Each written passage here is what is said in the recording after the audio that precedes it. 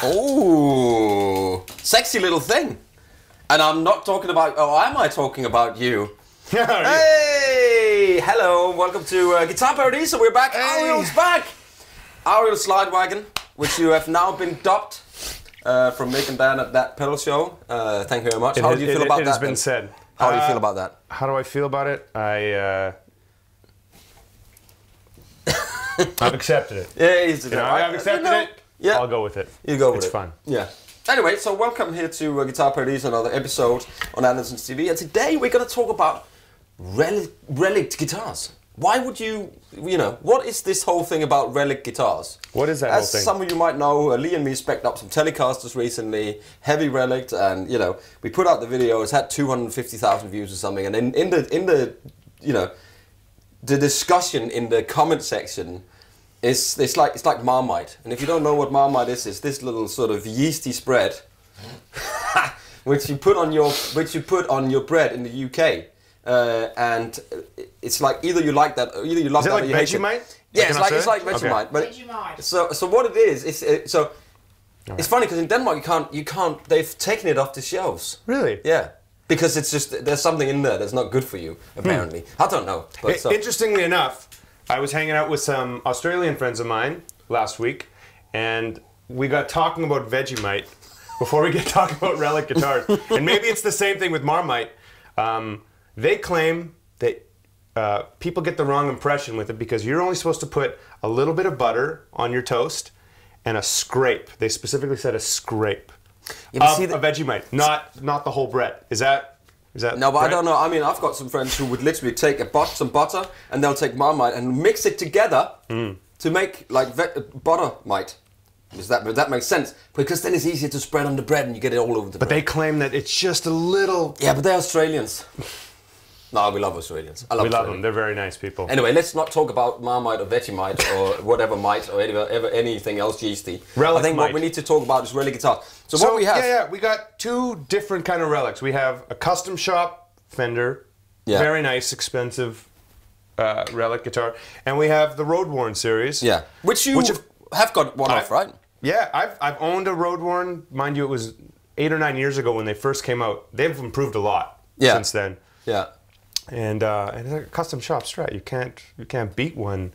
That Strat is the one that Lee and I spec'd some custom shop Strats up. Might look recently. a little familiar. Yeah, we spec'd up some custom shop Strats recently, and you know you can literally go into your local store. You come into Anderton and say, "Hey guys, I would like to spec my own custom shop Strat up. I want it, you know, Relic'd, medium Relic'd, or heavy Relic'd, or like the top one, which is like a master built, like all-in Relic'd." But they are expensive guitars. I mean, this particular one is almost 4,000 UK pounds at the moment, so that's a lot of money. Sounds about right. You know, but you get exactly all the specs that you want in a guitar. You know, so it's got. And you guys spec, for example, you guys spec this guitar out. Yeah, so extra light all the body and 59 necks. So it's a 59 guitar, and I know the ash body. So the ash bodies wasn't till later on because it's. Normally a bit older in that year. Slab you know, extra rosewood, which is a dark rosewood, and you know, some pickups configurations that you don't see in them normally. But if you can't, you know, if you want to get, you know, do you like heavy Relic? Let's see what you think in the discussion, in the comment section. Have a discussion on there. But you know, people talk about, I want to do it myself, right? And both of us are touring musicians. I mean, I've toured for a long time, 20 years, and used guitars, and it is not as easy as people think it is.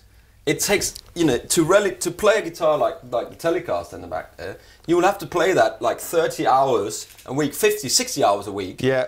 Every day for 20, 30 years for it to look like that. Yeah. One thing too to keep in mind though, before we really get into this, that some people are just hard on instruments and hard on gear. Yeah. And by that I mean, you know, when they're at a gig, instead of putting it, you know, on the stand, I'm just going to lean it up on this without thinking, and it's going to fall over sometimes. Or some people are just not as cautious, and that leads to a lot of scrapes and blemishes a lot faster. But in terms of playing it, there's only so much you can do to really get some wear. So in a month, there's only 730 hours, so you're obviously never going to play that much in a month. You know, but you play 8 hours a day. Yeah. Right? If you, I mean, that's essentially just under half. Yeah. A quarter almost of that, give or take. You really, and you got to play consistently, you know? Like if you look at I want to say, like, if you're playing a Fender Jazz or a Fender Jazz bass specifically without a pickguard, I've seen it, like people that play, like the wear starts to come right under the pickups because you're constantly playing right there consistently. It's a bit different on guitar because everyone's technique is different. Everyone's, you know, if you're rubbing up against it here a certain way, or if you're kind of a scratchy player, you're hitting, it all depends on you. Yeah. But what we want to talk about today is, why do people like getting a guitar that's already beat up? And is it because it's how it looks? Is it how it feels? And why do people like getting like a pristine guitar? Yeah. You know, but does it feel different to you when a guitar, if you go into a shop and you pick up a brand new Lost Classic NOS Strat, and you pick up a Relic'd guitar with the worn off neck, does it feel different? Absolutely.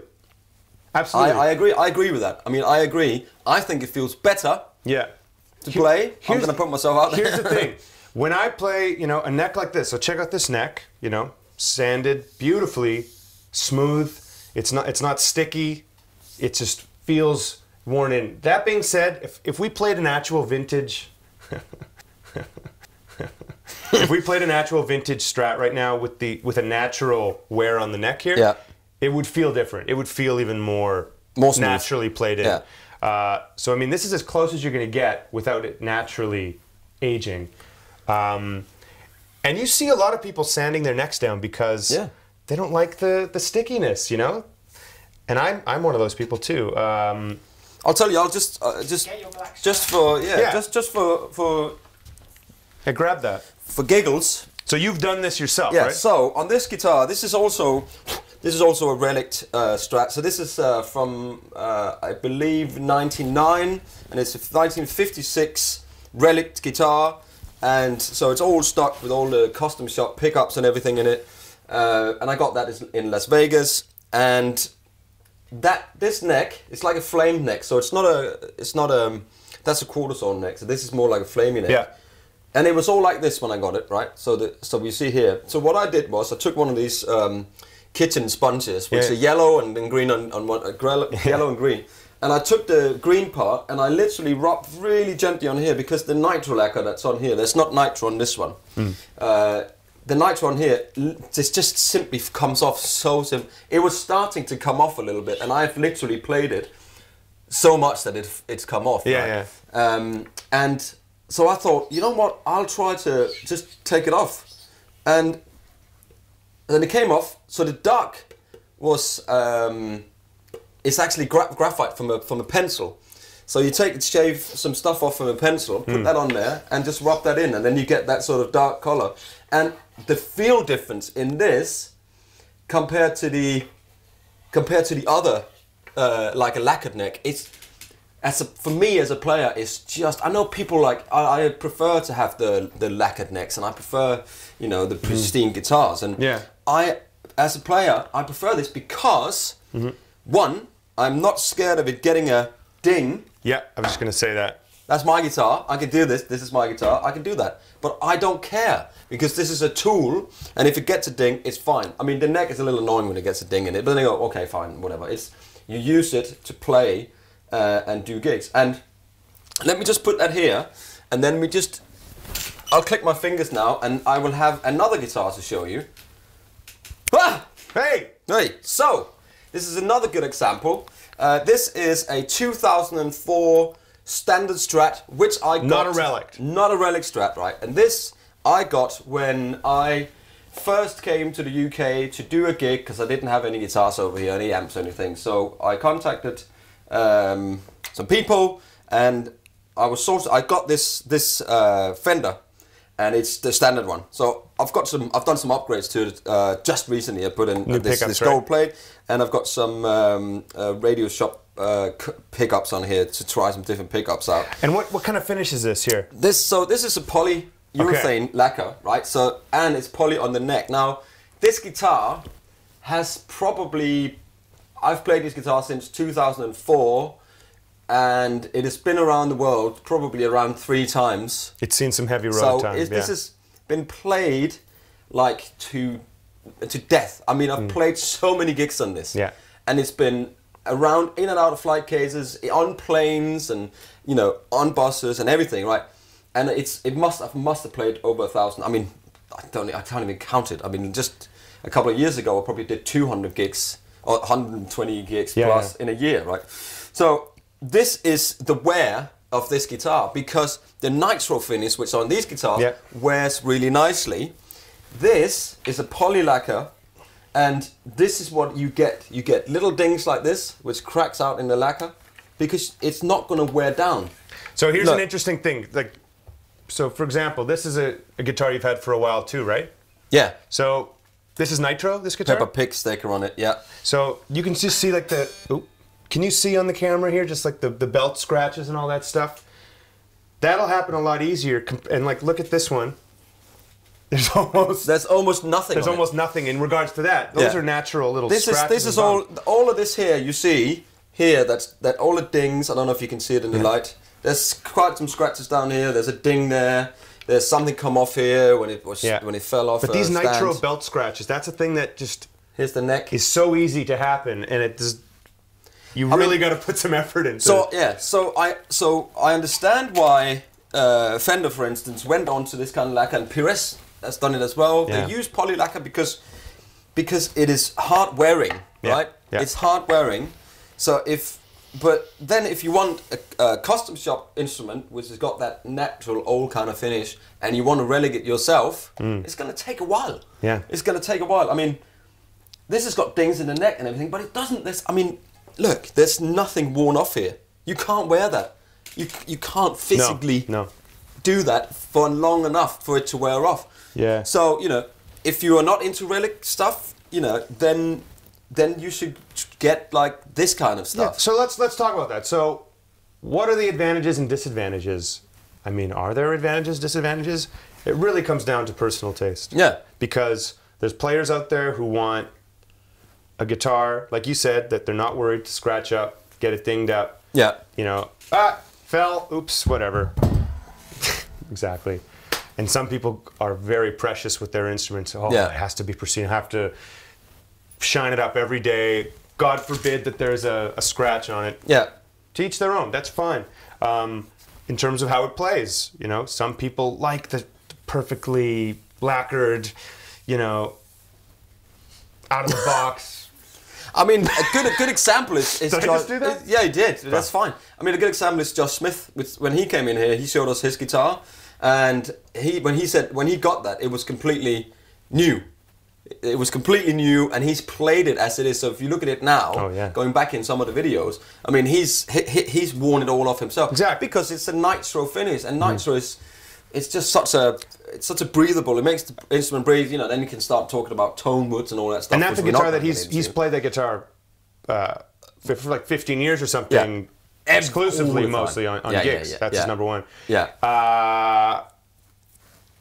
I mean, tonally, if your guitar is Relic'd or not, I don't know that there's a difference. Is there? Well, see, I think there is. There is. I think because it might not just be a thing where, you know, the lacquer wear off and the wood is different and there's less lacquer on it and the body resonates more. You know, there's a difference in the alder and the ash, and this is when people go, oh, you know, there isn't a difference. You know, is there a difference in the Palfaro, which is on this one, or the rosewood, or the maple? Right. You know, yes, there is difference, subtlety difference, but I think also it can be in people's minds. But what happens when you pick up an instrument that feels really nice in your hand, you will play it differently, therefore it'll sound different to the other guitar. And that is the main thing, because that's why you have a Strat, you have a Tele, you have an SG, you have a Gibson Les Paul, you have a Gibson 335, you have a Gretsch, you have a PRS. You have these things because you want to find, it's like having, as I keep saying, one hammer. It doesn't work to have one hammer. If you have this big of a nails hammer in with the tiny hammer, that's not going to work. Yeah. I know some people in this room have got that problem. Or is it the other way around? Tiny nail and a big hammer? I don't know. But it does work, see what I mean? So if you have a, you know, if you're tightening a bolt on a car like I did the other day, I have to find the 10. Because I can't do it with a 9. Right. It doesn't work. I can't get it on there, you know. So that's the same with guitars. You need that tone and that amp and that pedal, and that's why we all tone searching. But that's why I think that it's different and it sounds different. I pick up a Relic guitar. If I go to a guitar store, I mean, I pick up a Relic one and I'm like, immediately it just feels comfortable. It feels like, oh, maybe we've met before. It just sounds weird, but it sounds a bit more, feels a bit more familiar. It feels like I can just relate to it faster rather than picking up something brand new off the shelf. It's almost like when it's not broken in. I mean, those Relic guitars aren't broken in either. They're brand new. But just the way that it feels and what it does for me. So is that what you go for in the shop then? If you walk into a guitar shop, 100%. What are you drawn to most? Are you drawn to the shiny things, or are you drawn to the ones that look, oh, look at that? I'm drawn to an ugly guitar. I mean, not an ugly guitar, but a beat up guitar. I don't like clean guitars, and that's just me. You know, I have plenty of respect for people that buy a PRS and send it in for a repair and expect to bring it when it comes back, for it to come back to look just like new. Total respect. Me, I like guitars that don't look like that. I like the design of PRS. So I'm not saying that. I just mean in terms of, you know, it's age, it's this, it's that. You know, I just like an ugly guitar. I like a worked-in guitar. I mean, that's again, it's a feel thing, you know. Anyway, you just grab this for a minute. Okay. You play this. Sorry. You play that. Okay. Just play, and then I'll give you this afterwards, and then we'll see. This is about 1,000 UK pounds at the moment, you know. And for that, you get the Tex-Mex pickups there. You get Palfaro.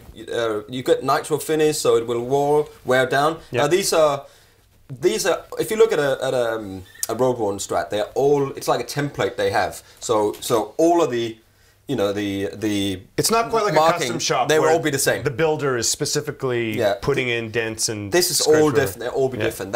Those ones are to 99% the same. They're a bit more consistent. Yeah. So I gotta say though, I owned one of these the first year they came out, and these have come a long way. I mean, I'm playing this. We were playing it earlier before we started the video, and I was just. It didn't feel like a Mexican Strat. No. It kind of feels like a custom shop almost. And I'm not just saying that. I truly. And it's got some good dings in it, and it's got some good lacquer crack in it. Anyway, let's hear it. Even the detail right here. Yeah, it's good, isn't it? Okay, here's what it sounds like. Just straight into the Princeton. Oh, with a hemp. Woo!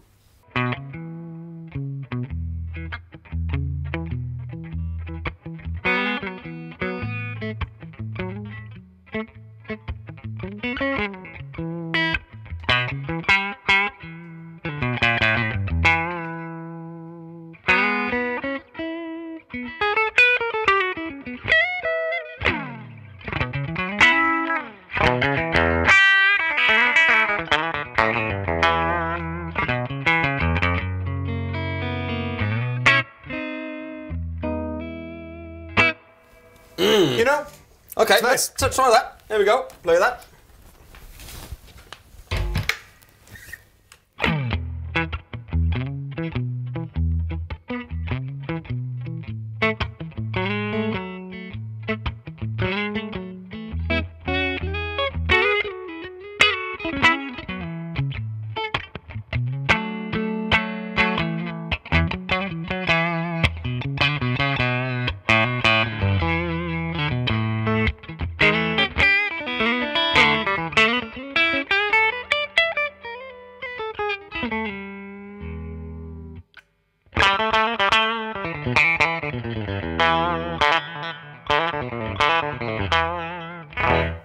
Now, what are you feeling? I mean, immediately, these are two different guitars, and there's just a bit more bulk. They're not really two different guitars. They're the same shape, though. I just feel this neck, get a bit more bulkiness. Yeah, I mean, that is a 59 neck, so it's a John English neck profile. So there's more of it, where this is a 60s, so it's a bit slimmer. I mean, they sound pretty close. I mean, these pickups are obviously a bit nicer. Yeah, I'd say. That's it's a special configuration of pickups. But for a big picture, when I'm playing both these guitars, they just feel like they've been around much longer than they have been. Yeah. Meaning Now, just while we are it, play this. And again, that is my guitar, so if I put it down on the floor, that's okay, because I don't mind.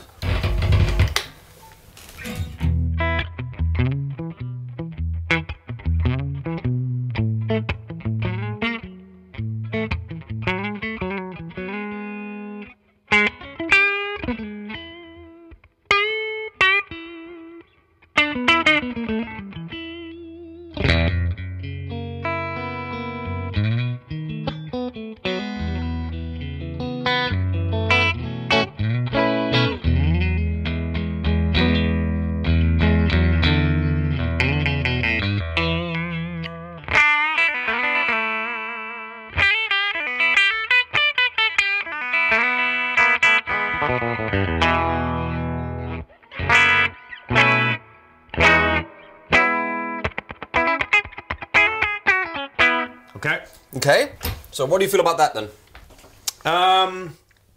It definitely feels different. Yeah. You know, it feels... Does it feel like it's been played for a long time? Interestingly enough, not as much as those guitars. See? Yeah. Even though it has been played, Even though, probably, you know, this been played so much longer. These are brand new, these other two I mean, guitars. it's the neck primarily is what I'm talking about. Like, look at this neck. I mean, there's a little bit of... There's like a little dent here, barely. There's loads up here. But it still feels... New. You know, fresh. Yeah.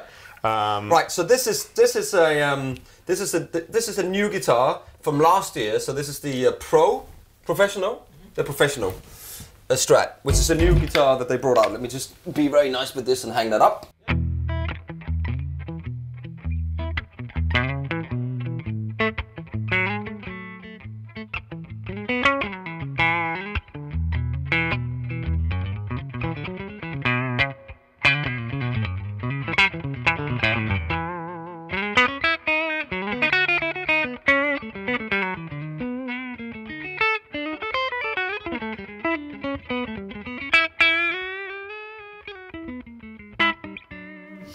So again, it just feels new. It doesn't feel like those ones that...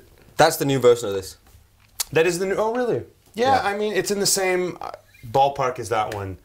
So that's what... Certainly feels fresher than that one. That one still feels like it's seen some miles. Again, that neck, it just... When it doesn't age so easily and whatnot, it just feels new. And you know what? Me, it's not that I have an issue with it. I just prefer... You prefer these things, yeah. I prefer a really smooth, worked-in neck. Yeah. But it's funny though, isn't it? I mean, so you can say, do you prefer the Relic or do you not prefer it? You know, the thing is, so what we're trying to get to as well is these guitars, the standard series or the professional series, you can't relic them, you can't play them to be like these. It's just not. This is 2004. Yeah. And it still looks pretty new. Like I guarantee that thing has taken a few hits and some falls. Oh man, this is. I think this was strapped down. I had a whole row of guitars that was on a stand, on a big riser, and there was like 2 acoustics and 6, and they all were strapped down by the big, when they had the big curtains. Oh, no. And it was up that high from a stage where I was on the riser. I was on a riser like this, and then there was another riser where my guitar stand was with 8 guitars in it. And then down to the floor, which was even further down. And we did these double shows, and every night this is stadiums. So it's huge and it's windy, right? Oh. So they had a massive sort of curtains, kabuki, that was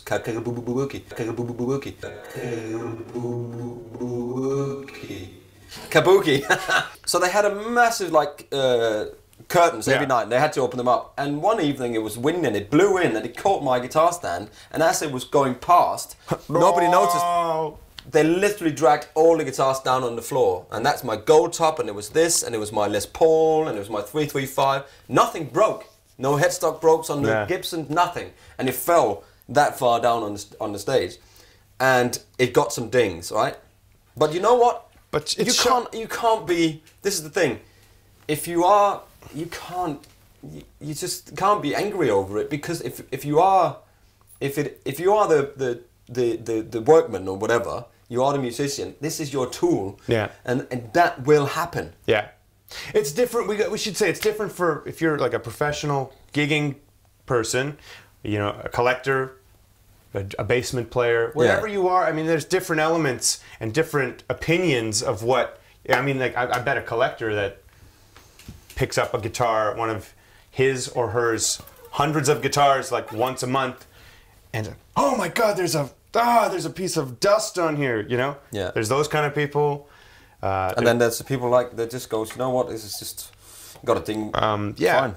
It still sounds good. It still feels nice. Yeah. So that's our opinion. That's obviously we both like the Relic. We're kind of expressing and exploring both sides of it. You should let us know what you think. Yeah. And what you like. Think? What do you think?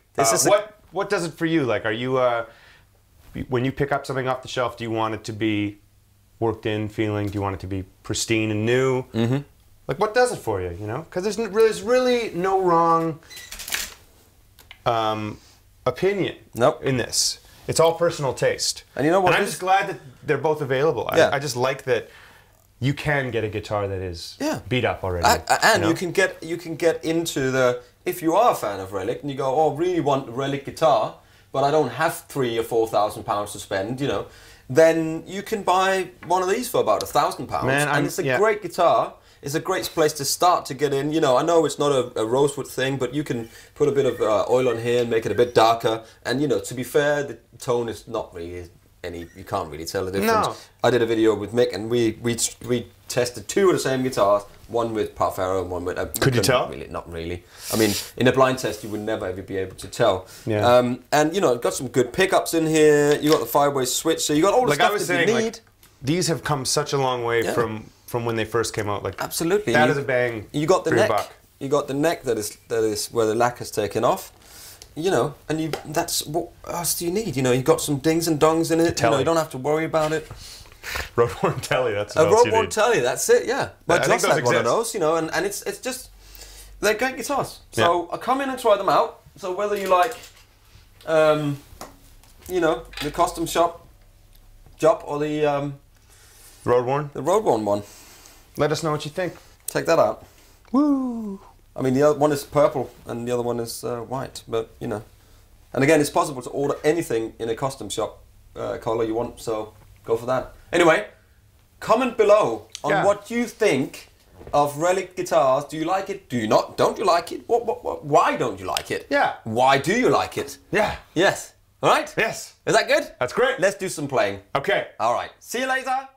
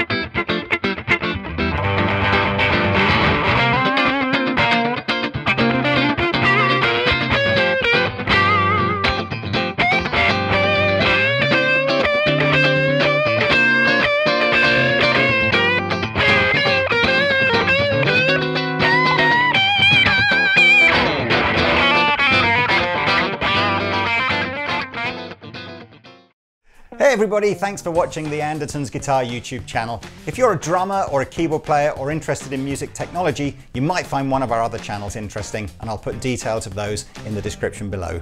If you want to find out more about the products we've just featured, please click here.